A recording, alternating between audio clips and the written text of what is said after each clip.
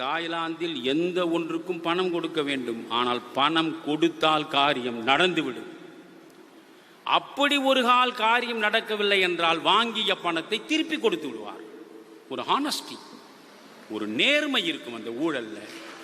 ஆனால் உங்கள் இந்தியாவில் பணத்தையும் வாங்கிக் கொள்வான், காரியமும் நடக்காது, திரும்ப கேட்டால் பணமும் கிடைக்காது. அதுதானடா டிஸ்ஆனஸ்ட் கரப்ஷன். அதுதான் ஒரு இடத்த ரொம்ப அழகாக எழுதுகிறான். கரப்ஷன் என்பது சாதாரணமானது அல்ல. ஊழல் ஆன்டி நேஷனல். கரப்ஷன் என்பது ஏதோ ஒரு தனிநபர் செய்கிறான் என்பதல்ல. It is anti national. தேசத்திற்கு எதிரானது ஊழல். இரண்டாவது நீங்கள் பார்க்க வேண்டும், ஆன்டி எகனாமிக் டெவலப்மெண்ட், பொருளாதார வளர்ச்சிக்கு எதிரானது. ஊழல் மலிந்து கிடக்கிற இடத்தில் பொருளாதார வளர்ச்சியை அவ்வளவு எளிதாக காண முடியாது. எனவே அந்த ஊழலுக்கு எதிராக நாம் ஒரு போரை தொடுக்க வேண்டும் என்பதற்காகத்தான் நாம் முனைகிறோமே தவிர நாம் ஸ்டாலினுக்கு எதிரிகள் இல்லை. ஸ்டாலின் அவர்கள் பொறுப்பேற்ற உடனே முதலில் இறையன்புவை அவர் சீஃப் செக்ரட்டரியாக உட்கார வைத்தார். பரவாயில்லையே. அடுத்து பார்த்தால் சைலேந்திர பாபுவை டிஜிபியாக உட்கார வைத்தார். அப்பொழுது ஒரு நண்பர் என்னிடம் சொன்னார், பார்த்தீர்களா, நீங்கள் தொடர்ந்து குறை சொல்வீர்களே, ஒரு அளவுக்குத்தான் பணம் சேர்க்கும் ஆசை இருக்கும் மணியன்.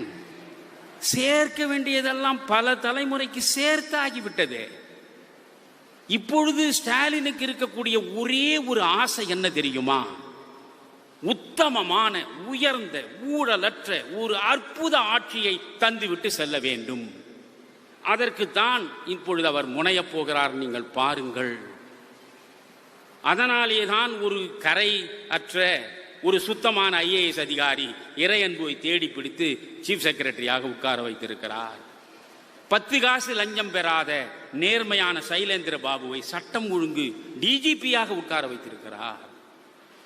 இதிலிருந்தே நீங்கள் புரிந்து கொள்ள வேண்டும் என்றார். நான் சொன்னேன், time will give answer for your question. பொறுங்கள்.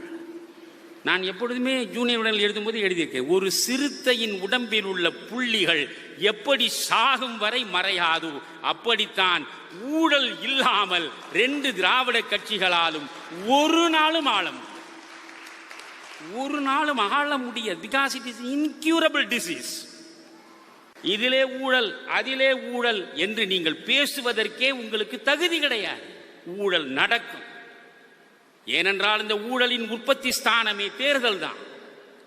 அந்த தேர்தல் என்பது பணத்தை மையமாக வைத்து வந்துவிட்ட பிறகு தியாகத்திற்கு இடமில்லை, சேவைக்கு இடமில்லை, உண்மைக்கு இடமில்லை, உழைப்புக்கு இடமில்லை, நல்லனவற்றுக்கு இடமே இல்லை என்று ஆகிவிட்டார்.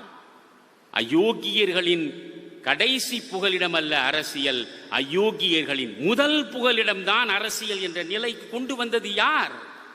வாக்காளர்கள் தான். திராவிட முன்னேற்ற கழகம் தொடங்கிய பொழுது திராவிட முன்னேற்ற கழகத்தில் இருந்த 50 தலைவர்களையும் கொஞ்சம் பாருங்கள். இல்லை, திராவிட முன்னேற்ற கழகத்தில் ஒரு 50 ஆண்டுகள் அல்லது 60 ஆண்டுகளுக்கு முன்னாலே இருந்த அத்தனை தலைவர்களையும் பாருங்கள். ஒரு சம்பத் தான் கொஞ்சம் செல்வ செழிப்போடு இருந்தவர், பெரியாருடைய அண்ணன் மகன். மற்றபடி அண்ணாவினுடைய செல்வ வளம் என்ன? நெடுஞ்செழியன் செல்வ வளம் என்ன? செழியனோடு 25 ஆண்டுகள் ஒன்றாக அரசியலில் பயணித்தவன் நான். இரா செழியன், நெடுஞ்செழியன் தம்பியோடு. ஐயா என்னும் செழியனே சொல்லியிருக்கிறார். அண்ணாமலை பல்கலைக்கழகத்தில் நாங்கள் படிக்கிற பொழுது விடுதிக்கு பணம் கட்டக்கூட எங்களால் முடியாத நிலையில் நாங்கள் வாசலிலே படுத்து கிடந்த காட்சிகளை எல்லாம் இன்னும் மறக்க முடியவில்லை என்று. ஆனால் நெடுஞ்செழியனோ இரா செழியனோ கோடிக்கணக்கில் குவிக்கவில்லை. அந்த உண்மையையும் நீங்கள் புரிந்து கொள்ள வேண்டும் மனிதர்களை அடையாளம் காணுகிற பொழுது. அப்படியானால் மதியழகன், இவரெல்லாம் 50 தலைவர். மதியழகன், என்.வி. நடராசன், நாவலர் நெடுஞ்செழியன், சொல்லின் செல்வர் சம்பத், அறிஞர் அண்ணா. அதில் கலைஞர் அப்பொழுது கிடையாது. ஆனால் இத்தனை 50 தலைவர்கள் என்று சொல்லிக் கொண்டிருந்தவர்கள் அனைவரையும் கொண்டு போய் குழியிலே தள்ளிவிட்டு 10-15வது இடத்திலே இருந்த அவர் முதலிடத்திற்கு வந்தார் என்றால் அது அவருடைய திறமை. கலைஞர் முதலில் கரை படிந்தவராக மாறினார். அதற்கு பிறகு கழகத்தில் இருக்கக்கூடிய அனைவரும் கரைபடிந்தவர்களாக உருவெடுப்பதற்கு அவரே வழிக்கதவை திறந்து வைத்தார்.